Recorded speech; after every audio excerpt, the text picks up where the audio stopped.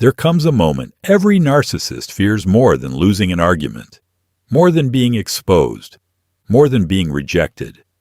It's the moment they realize you're never coming back. And when that happens, something inside them begins to collapse. In this video, you'll discover exactly why. For years, you may have believed that walking away was the hardest part. But for a narcissist, the hardest part doesn't begin when you leave. It begins the day they understand that this time, there will be no message, no apology, no second chance, and no door left open. Most people imagine that narcissists simply move on to someone else. Sometimes they do. But that's not the whole story. Because beneath the mask of confidence lies a fragile psychological structure that depends on something very specific: your emotional availability.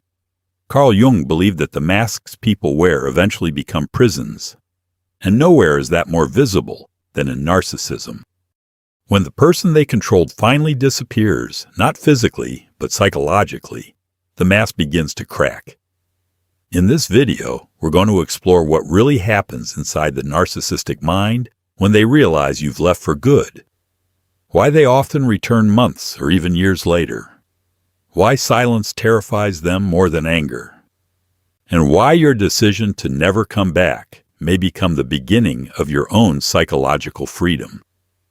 One of the biggest misconceptions about narcissism is believing that narcissists are confident people. They are not. What looks like confidence is often a carefully constructed psychological defense, designed to hide an unbearable fear of abandonment and emotional emptiness. That is why they spend so much energy controlling the people closest to them. Not because they love controlling others, but because control makes them feel safe. Over time, they begin to believe something dangerous. They convince themselves that no matter what they do, you'll stay. Every apology you've accepted, every insult you've forgiven, every time you came back after saying you were done, strengthens that belief. In their mind, you don't have your own emotional freedom anymore. You have become part of the structure that keeps their identity together. Carl Jung described the persona as the mask we create to survive. For a narcissist, that mask depends heavily on external validation. They don't simply need admiration. They need certainty that someone is still reflecting back the image they desperately want to believe about themselves. As long as you continue reacting, explaining, arguing, or hoping they'll change, their psychological world remains stable. Because your emotional investment tells them one thing: you're still inside their system. But something changes the moment you stop trying to prove your worth. The moment your silence becomes genuine. The moment your absence is no longer a strategy, but a decision. That is the moment they never prepared for, because they never believed you could truly walk away. At first, they don't panic. In fact, many narcissists interpret your silence as just another phase. They assume you're hurt, emotional, confused. They tell themselves, they'll calm down. They always come back. They can't live without me. And for a while, nothing seems different. Days become weeks. Weeks become months. Yet something begins to happen. Your phone stays silent. You stop checking their social media. You stop reacting to indirect messages. Mutual friends stop bringing you up. The emotional thread that once connected you begins to disappear. And that's when the first crack appears. Not because they suddenly miss you, but because for the first time, they are losing control over the story. Carl Jung believed that the ego desperately tries to preserve the image it has created of itself. A narcissist does the same. As long as you remain emotionally attached, their illusion survives. But when you emotionally detach, you become something they cannot predict. And unpredictability is terrifying to someone whose entire identity depends on control. This is the moment many narcissists begin testing the connection again, a casual message, a fake apology, a memory from the past, an unexpected, "How have you been?" Not because they've changed, but because they need to answer one question that has suddenly become unbearable. Do I still have access to you? If the answer is yes, their anxiety fades, the illusion returns. But if the answer is silence, real silence, not anger, not revenge, just complete emotional absence, something inside them begins to collapse. Because for the first time, they are forced to face a reality they never believed was possible. You didn't just leave the relationship. You left the role they assigned you in their psychological world. And without that role, the mask becomes much harder to hold together. What happens next is something most people never get to see, because narcissists rarely reveal what they're truly experiencing. Outwardly, they may appear calm, they may post happy photos, start a new relationship, act as if they've never been happier. But appearances can be deeply misleading. Carl Jung believed that the more a person depends on a mask, the more terrifying it becomes when that mask begins to fail. For a narcissist, the mask is everything. It protects them from feelings they cannot tolerate: shame, emptiness, worthlessness, the fear of not being enough. As long as someone keeps validating the mask, those emotions remain buried. But when the person they relied on disappears completely, those buried emotions begin to rise. Not all at once, but slowly, like cracks spreading through glass. This is why many narcissists suddenly become obsessed with understanding why you left. Not because they're seeking truth, but because they cannot accept that someone escaped their psychological control. To them, your departure creates a contradiction.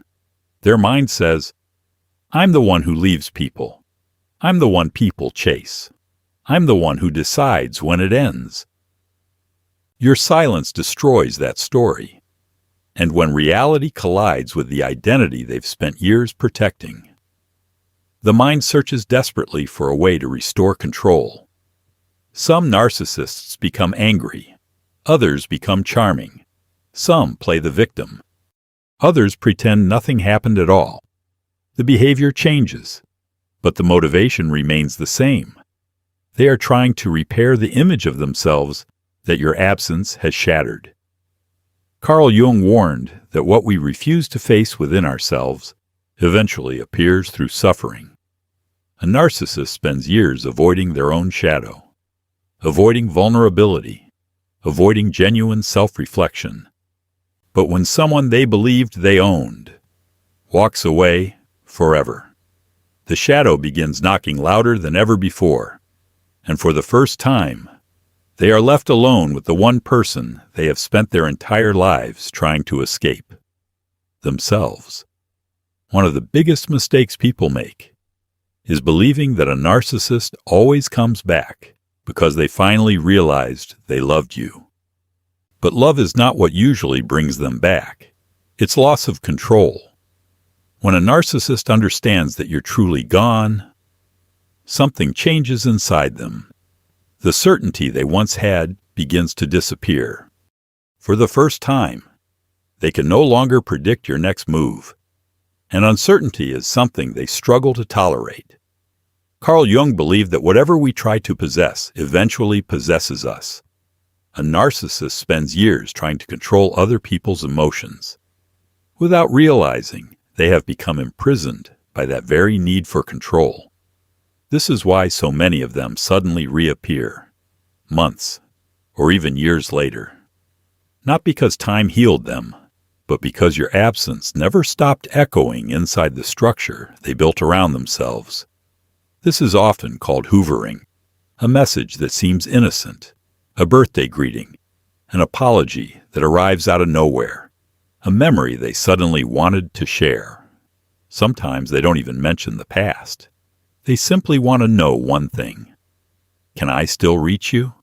Because if you answer, the connection still exists. And if the connection still exists, so does the illusion that they never truly lost you. But when there is only silence, not angry silence, not silence used as punishment, but the silence of someone who has finally found peace, the narcissist faces something they cannot manipulate: reality. For the first time, they realize they are no longer speaking to the version of you they created.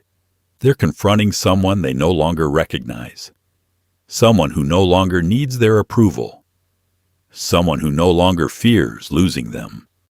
And that is why your silence becomes so powerful. Not because it hurts them, but because it reveals a truth they spent years trying to avoid. The person they thought would always come back finally chose themselves. After everything you've heard, you might be asking yourself one question. Does the narcissist really suffer when they realize you're never coming back? Perhaps. Sometimes they do, sometimes they don't. But Carl Jung would argue that this is the wrong question. Because the moment your healing depends on what happens inside the narcissist, you're still psychologically connected to them. You're still waiting for something. For regret, for guilt, for an apology, for justice, for proof that they finally understood what they did to you. But real freedom begins the moment you no longer need any of those things. Jung believed that true transformation happens when we stop looking outward and begin reclaiming the parts of ourselves we abandoned. For too long, your attention was focused on them, what they were thinking, what they were feeling, whether they missed you, whether they would come back, whether they had changed. But every minute spent trying to understand the narcissist was a minute taken away from understanding yourself. And perhaps that was the deepest wound of all. Not that they manipulated you, but that they slowly convinced you to forget who you were before you met them. The day you finally decide you're never going back, something extraordinary happens. The relationship doesn't just end. The psychological prison begins to collapse. Not theirs, yours. You stop measuring your worth through their approval. You stop explaining yourself. You stop defending your boundaries. You stop hoping they'll become the person they promised to be. And for the first time in a very long time, you become emotionally available to yourself. That is what Carl Jung called the beginning of individuation. Not defeating another person, but returning to your own self. So perhaps the greatest victory was never making the narcissist realize they lost you. The greatest victory was realizing you finally found yourself. And once you truly find yourself, there is nothing left for the narcissist to take away. Before you leave, if this video helped you understand something you've been carrying for years, then you're exactly the kind of person this channel was created for. Subscribe to The Inner Shadow. Every week, we explore the hidden psychological forces that shape our lives through the timeless wisdom of Carl Jung, shadow work, narcissism, and deep psychology. If this video gave you a new perspective, please leave a like. It helps YouTube recommend this message to people who are still trapped in relationships they don't yet understand. And if someone came to your mind while watching this, someone who's struggling to let go of a narcissist, or someone who finally walked away, share this video with them. It may be the message they needed to hear today. Final reflection. Before we end, I want you to remember one thing. The day a narcissist realizes you're never coming back may be painful for them, but that is not the victory. The real victory is much quieter. It's the morning you wake up and realize you didn't think about them first. It's the moment you stop checking your phone, waiting for a message that no longer matters. It's the day you no longer need them to apologize, to regret, or even to understand what they did, because your peace no longer depends on their awareness. Carl Jung believed that freedom begins when we stop seeking ourselves in the eyes of another person. For so long, you searched for your value in someone who could never truly see you. Now, you have the opportunity to do something far more powerful, to become the person who finally sees yourself. And perhaps that was always the lesson hidden beneath the pain. You were never meant to spend your life trying to save someone who refused to face their own shadow. You were meant to face your own, and in doing so, find the version of yourself that no one could ever control again. Until our next journey, protect your peace, trust your intuition, honor your healing, and never forget. Sometimes, the most powerful goodbye is the one you never have to say twice.